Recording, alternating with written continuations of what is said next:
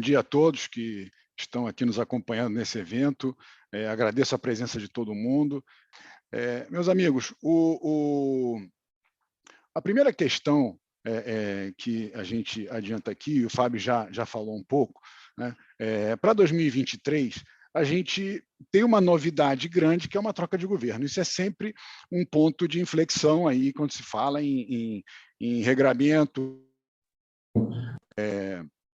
como é que a gente que a gente vai ter o que a gente vai ter de novidades para o ano que vem, no caso tributário, na área tributária, sobretudo, serão mais impostos, menos impostos, a gente vai ter uma redução de carga.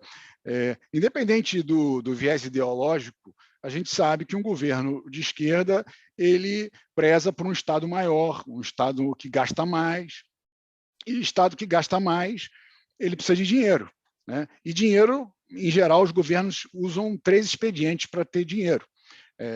Ou se endivida, o que acaba gerando aumento de inflação, aumento de juros e recessão, ou imprime dinheiro, que gera inflação, aumento de juros e recessão, ou então arranca dinheiro do contribuinte, né? Aumenta imposto,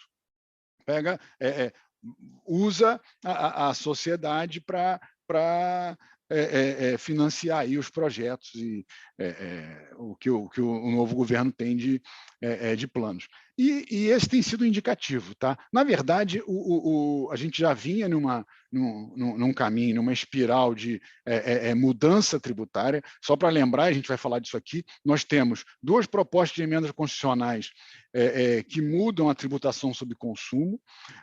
A gente tem um projeto de tributação de dividendos em curso. Então, só isso aí já tem potencial para mudar muita coisa no dia a dia das empresas, né? Em paralelo, a gente tem também o outro lado da moeda, né? A gente tem um projeto de 2 projetos, na verdade, que já estão aprovados, dependendo de votação em plenário, que é o projeto de reabertura de um refis, na verdade, a reabertura do PERT, que foi um planejamento, um parcelamento especial de 2010, que ele foi reaberto em 2017, e agora há um projeto para abrir novamente esse PERT, mas é um projeto que está parado. E um outro projeto de quem tem micro e pequena empresa aí está sempre acompanhando, que é o projeto de aumento das faixas do Simples Nacional, né? Também é um projeto que já está há um bom tempo aí no Congresso e pendente de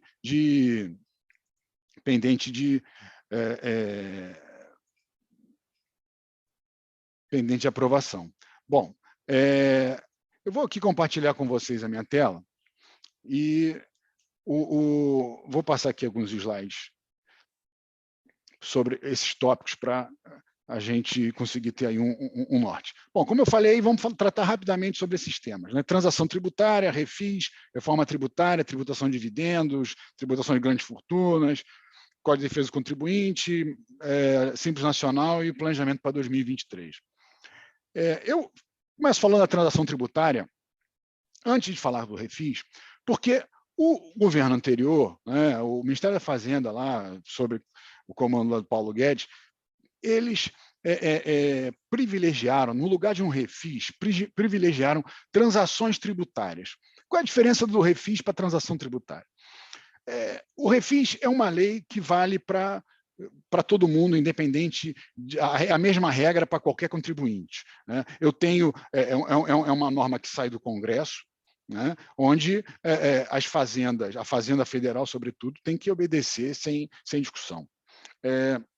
As transações tributárias, elas são feitas em âmbito de portarias da Procuradoria da Fazenda Nacional e da Receita Federal. E, de maneira que, primeiro, já não é o Congresso que impõe para o fisco, é o fisco que internamente movimenta a sua estrutura para fazer transações com contribuintes específicos. E outra, ela não está aberta para todo mundo, não é qualquer débito que pode entrar na transação tributária. Então, a transação tributária hoje está aberta para débitos inscritos em dívida ativa e débitos sob contencioso fiscal.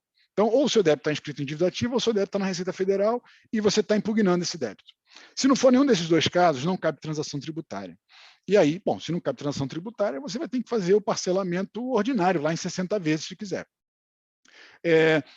Já dentro da transação tributária, você tem regras um pouco mais favoráveis. Você tem parcelamentos que podem chegar até 140 parcelas aproximadamente. Para FGTS é 144, para contencioso na Receita Federal é 130, então varia. A redução de multa e juros, ela obedece à capacidade de pagamento do contribuinte, que é aferida pelo próprio fisco.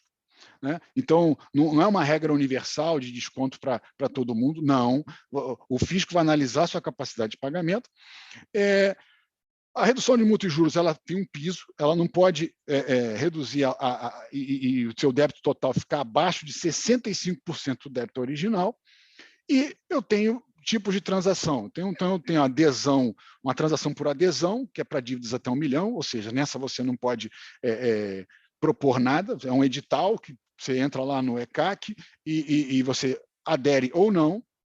Eu tenho a transação simplificada para dívidas acima de 1 milhão e até 15 milhões, onde o contribuinte faz um requerimento simplificado de transação com a Receita Federal. É muito parecida com a individual, que é de 15 milhões para cima. Tanto a simplificada quanto a individual, é o próprio contribuinte que negocia individualmente com a Fazenda sem adesão a um edital. Mas aquilo, como eu falei, a transação tributária ela acontece dentro do regramento do próprio fisco, diferente de um refis. Então, o refis, como eu falei, o que tem hoje, eu tenho um projeto de lei que está já aprovado pelo Senado e está na Câmara, só que, enfim, não é colocado em pauta, até porque o governo anterior não tinha interesse em fazer um refis, ele preferia a transação tributária. O governo atual, precisando de dinheiro, pode ser que faça um refis, porque o refis ele tem essa característica.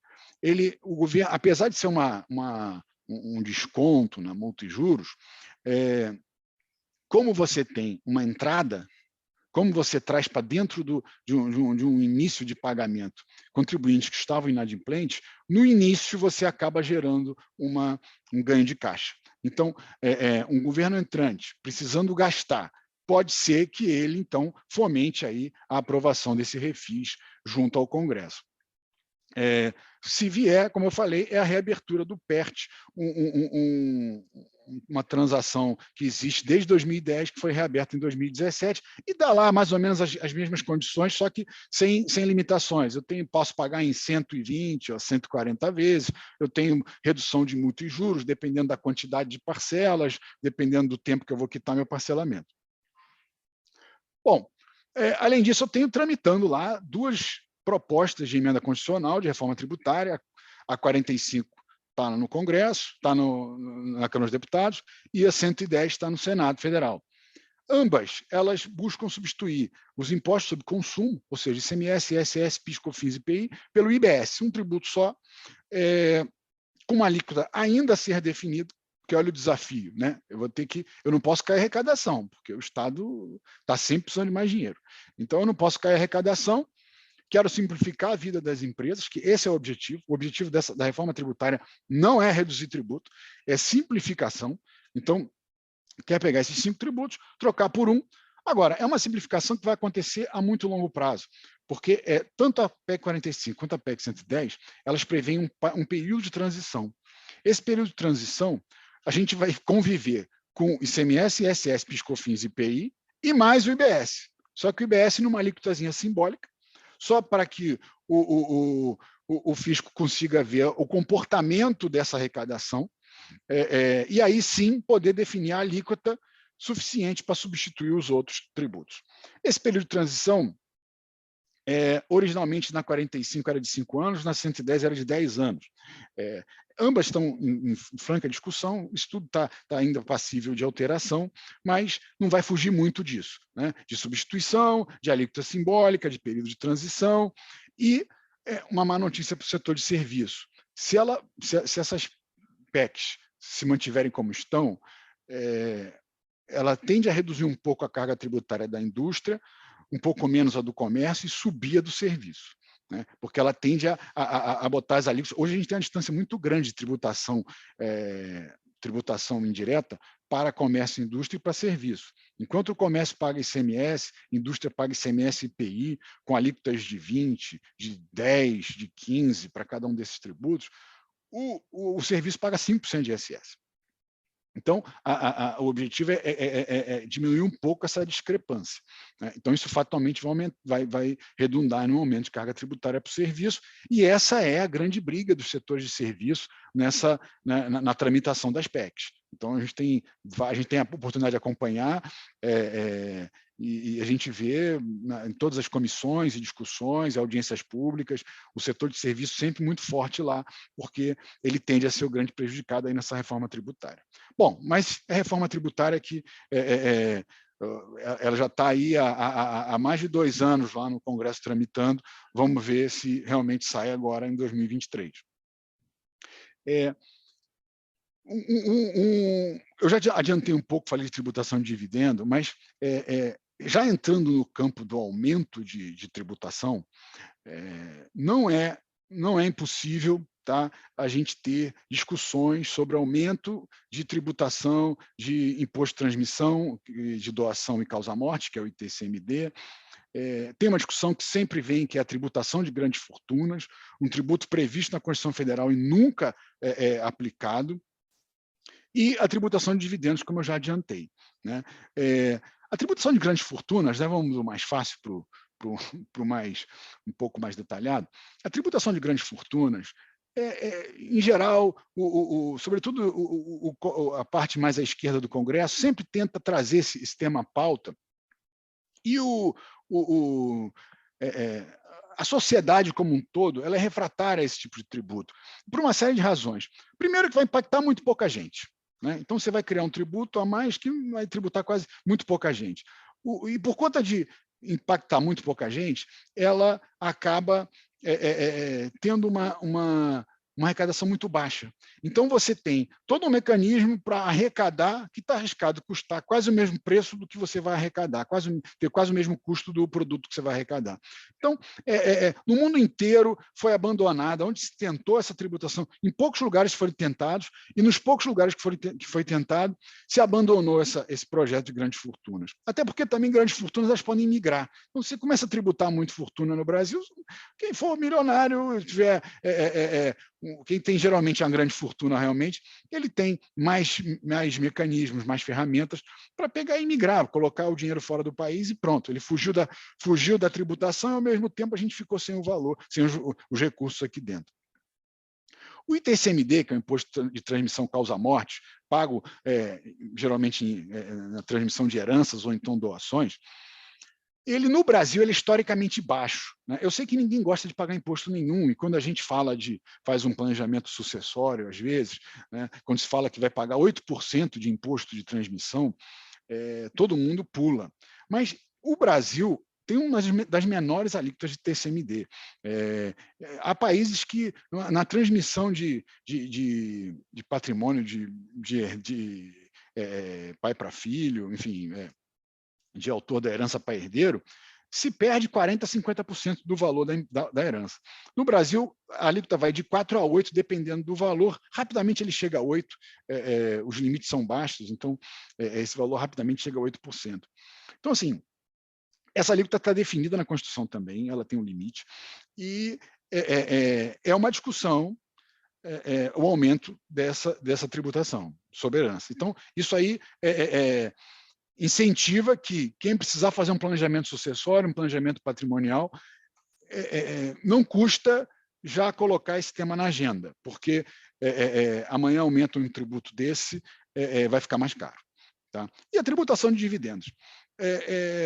Existe um equívoco muito grande quando se tenta comparar a tributação da distribuição de dividendo com a tributação da folha de pagamento, né?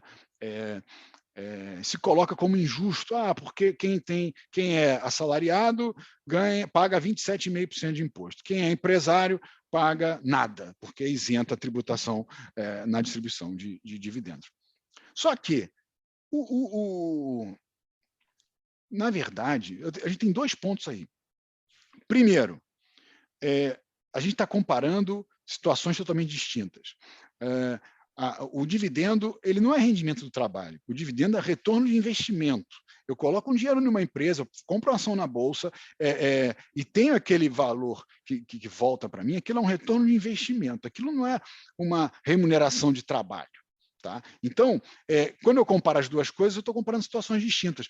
Regra geral, no Brasil, em qualquer lugar do mundo, tributação de investimento ela é incentivada, por razões óbvias. Né? Então, ela é incentivada. Se você colocar dinheiro numa renda fixa, comprar um CDB de um bancão desse aí, você vai ser tributado de maneira regressiva de 22% a 15%.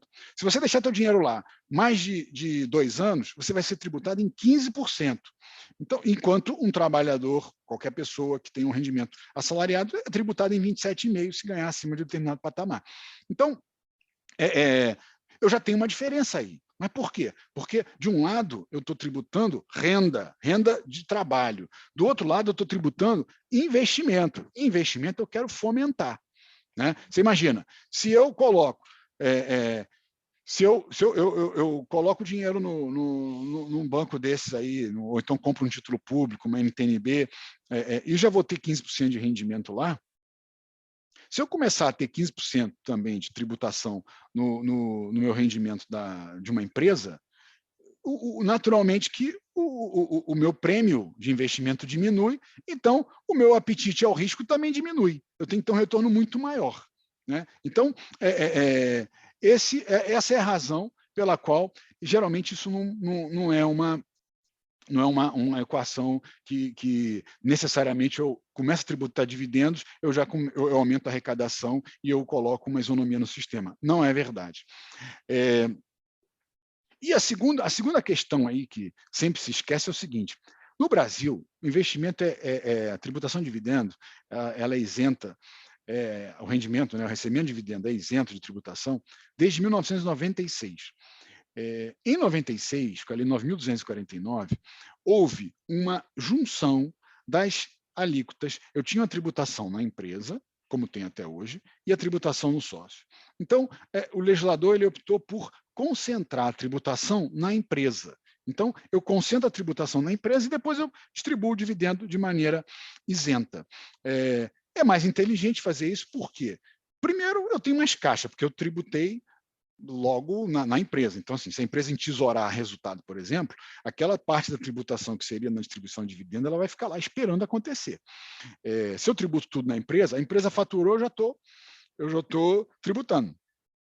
E segundo, eu diminuo o custo de fiscalização, porque no lugar de fiscalizar as empresas, agora eu vou ter que fiscalizar as empresas e os sócios. Né? Hoje, com essa tributação concentrada, eu não preciso me preocupar em ficar numa ponta e outra. Então, meus amigos, essa é a questão. No entanto, tem um movimento muito forte de aumentar a tributação da pessoa física e esse era o objetivo do governo antigo, reduzir proporcionalmente na jurídica. Né? Meu receio é um governo novo precisando arrecadar, se ele não vai, se a gente vai ficar só com a conta ruim da história, que aumenta na física e deixa da jurídica igual. Aí é aumento de carga tributária na veia, né? Não tem jeito. Bom, isso vai fazer voltar lá as brigas de distribuição disfarçada de lucro, porque vai começar que ninguém vai querer distribuir dividendo, vai todo mundo botar, ou quem puder, ou muitos vão fazer, de colocar algumas despesas na própria empresa. Isso, enfim, era a maior briga que tinha antes de 2096, era a distribuição disfarçada de lucros. Né? Será que você pode pagar essa despesa do sócio? Não, você está distribuindo de maneira disfarçada, vamos tributar. Enfim, vai inaugurar um contencioso maluco aí. E assim, a boa notícia é o princípio da anterioridade. Né? Não pode, esse tipo de tributo ele não pode acontecer com uma lei publicada no mesmo ano em que começa a ser cobrado. Então, a gente tende a ser avisado, ou seja, tende a haver uma lei num ano para começar a cobrar no outro. Muito embora vale lembrar uma tática antiga do fisco, que é publicar leis com tributação no dia 31 de dezembro. Né? Então, aí acaba funcionando do dia para a noite. É algo que a gente está sempre atento, sempre comunicando aí os nossos amigos, nossos parceiros, nossos clientes. e é possível, junto com o seu contador, buscar mecanismos para reduzir, para se preparar para esse tipo de mudança. Na parte boa, a gente tem lá um projeto tramitando, está prestes a ser aprovado, que é o Código de Defesa do Contribuinte. Ele vem corrigindo algumas injustiças que os contribuintes são vítimas normalmente. Então, ele aumenta o desconto em autos de infração, caso o contribuinte resolva pagar. Ele coloca descontos ao longo de todo o contencioso administrativo, não só no início, limita multas a 100% do valor do tributo, apesar de ser alto, é um alento, considerando que a gente tem hoje multas que chegam a 250% do valor do tributo. Ele prevê a duração de 1 ano do processo administrativo, hoje os processos levam mais de 5 anos, prevê dano moral para o contribuinte, olha só, isso vai passar, não sei, né? Dano moral para o contribuinte em caso de um auto de infração que contrarie frontalmente uma decisão do STJ ou do STF. E dentre vários outros pontos que o projeto traz, é um projeto que já foi aprovado na Câmara, ele tem uma boa aceitação de todos os espectros ideológicos, então tem a grande chance de ele ser aprovado. Bom, a majoração do Simples, existe um projeto também que já foi aprovado, Comissão de Constituição e Justiça, ele está pronto para ser votado no plenário virtual. Só que, como eu falei, o governo atual nunca teve interesse nisso, eu não sei como é que vai ser o novo, então nunca foi uma prioridade, muito embora está tramitando lá. O projeto que está lá em tramitação, ele aumenta os limites de 360 mil, que é de faturamento para microempresa, e 4.800.000 para as empresas de pequeno porte, para 869 mil e 8.694.000, respectivamente. Lembrando que esses limites eles sofreram poucas mudanças desde o início das legislações de simplificação. A primeira lei que criou o Simples Federal é uma lei de 97, e ela previa limite de 120 mil e 1.200.000. Esse limite depois foi para 2.400, depois foi para 3.600, depois ele veio para 4.800. Então, em 25 anos, a gente teve aí uns 3 ou 4 aumentos de limites, não mais do que isso. Ou seja, daí mais ou menos um pouco mais de 5 anos para cada aumento. E o último já tem tempo, foi em 2017. Então, a gente está precisando aumentar, e o projeto, então, ele vem aumentando, vem passando, mais do que dobrando esses limites, né? No caso aí da microempresa, da empresa de pequeno porte, ele não chega a dobrar, mas aumenta bem. E o projeto traz uma previsão de correção do limite anualmente pelo IPCA, o que seria ótimo, mas não sei se passa, né? Até porque a ausência de correção desses limites, não só do Simples, a ausência de correção da tabela progressiva do imposto de renda da pessoa física, a ausência de correção lá daqueles 20 mil reais que você abate para pagamento do adicional do imposto de renda. Essa ausência de correção, na verdade, ela acaba redundando em quê? Em aumento de tributo. Né? Porque o faturamento das empresas aumenta, não porque as empresas estão com mais clientes ou vendendo mais para os mesmos clientes, mas simplesmente por causa da inflação. Né? Então, aumenta o preço, aumenta o faturamento, mas aumentou nominalmente o faturamento, que proporcionalmente não aumentou, mas o imposto vai aumentar nominalmente, porque a tabela está congelada. Então, isso acontece com faturamento de empresas, isso acontece com salários. Por isso que eu acho que a correção, eu não sei se ela passa, porque é uma maneira do caixa ser recomposto, né? Porque quando você faz o aumento, ok, você tem uma redução ali de arrecadação, mas depois ela vai voltando à medida que a inflação vai regularizando. Não sei se isso passa, se esse projeto vai continuar aí, mas em algum momento alguma alteração tem que passar, alguma atualização tem que passar. Mas o Simples ele é muito atacado. Né? Há quem defenda que o Simples tem que acabar, há quem defenda que o Simples é uma renúncia fiscal absurda, que envolve muitas empresas, que o Simples não tem um incentivo para que a empresa saia do regime simplificado e passe para o regime normal. Em contrapartida, a gente também tem a crítica que é a seguinte: o sistema é um manicômio, você sair do simples e passar por um lucro real ou lucro presumido, apurando ICMS por confronto, pagando INSS de 28% sobre a folha de pagamento, isso gera um aumento de carga tributária de um ano para o outro, um simples enquadramento brutal, que a maioria das pequenas empresas não tem condições de arcar. Então, o que a gente precisa é um sistema tributário que as pequenas empresas consigam entrar. Né? Enquanto não tiver isso, a gente vai ficar aqui, vai ter uma pregação no deserto. Né? Os que defendem que tem que aumentar as faixas, que tem que corrigir automaticamente as faixas, de um lado, sem conseguir tudo que gostariam, porque é impossível, o governo precisa de caixa, e do outro lado, os que defendem que não tinha que ter simples, etc. e tal, que também é inviável você não ter um simples, significa você jogar 80%, 90% das empresas que hoje existem de novo na informalidade. Bom, e, meus amigos, independente, né, isso tudo que a gente está falando aqui são projetos. A exceção lá da transação tributária, que já está em vigor, qualquer um hoje pode, que tenha débitos, pode optar pela transação tributária, todos os demais pontos são projetos. Então, o que a gente pode fazer hoje, né, aquilo, a gente só consegue controlar o presente, né? O futuro a gente não controla, e o passado não controla mais. Então, o que a gente pode fazer aqui é trabalhar com o que eu tenho na mão hoje. O que eu tenho na mão hoje é o quê? É planejar o meu 2023 com as ferramentas que eu tenho hoje. Então, eu tenho aí uma série de ações tributárias que discutem tributos, discutem cobranças indevidas. Vale a pena discutir. Ah, vai trazer fiscalização? É mentira, não vai trazer fiscalização nenhuma. São milhões de ações tramitando.